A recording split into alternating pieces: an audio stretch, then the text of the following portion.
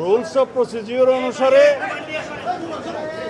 সংসদীয় যে কোনো বিশেষ কমিটি গঠন করার এখতিয়ার স্পিকারের আছে।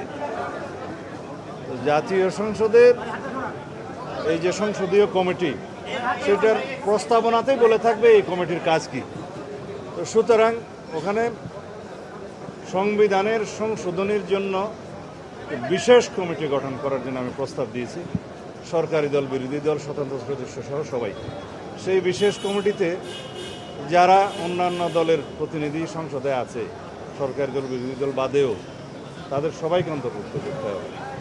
এবং এই সংসদীয় কমিটি সংসদ সদস্য এবং সংসদ সদস্যের বাইরেও জাতির মধ্যে যারা বিশিষ্ট সংবিধান বিশেষজ্ঞ, স্টেক হোল্ডার, পত্রিকার সম্পাদকবৃন্দ, এডিটরবৃন্দ, আর বিভিন্ন ইলেকট্রনিক এবং প্রিন্ট মিডিয়ার বিশিষ্ট সাংবাদিক এবং এডিটরবৃন্দ সহ যারা স্টেক হোল্ডার, বিশিষ্টজন, সবাইকে আহ্বান করতে পারে।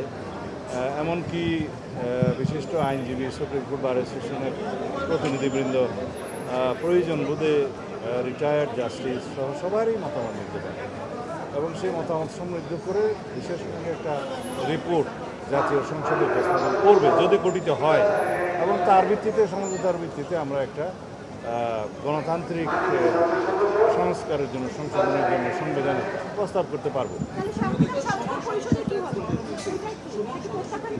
এটা আলোচনা হইল, যে বিষয়ে আলোচনা হইলে আলোচনা তো হইল, ইট ইজ টকড আউট।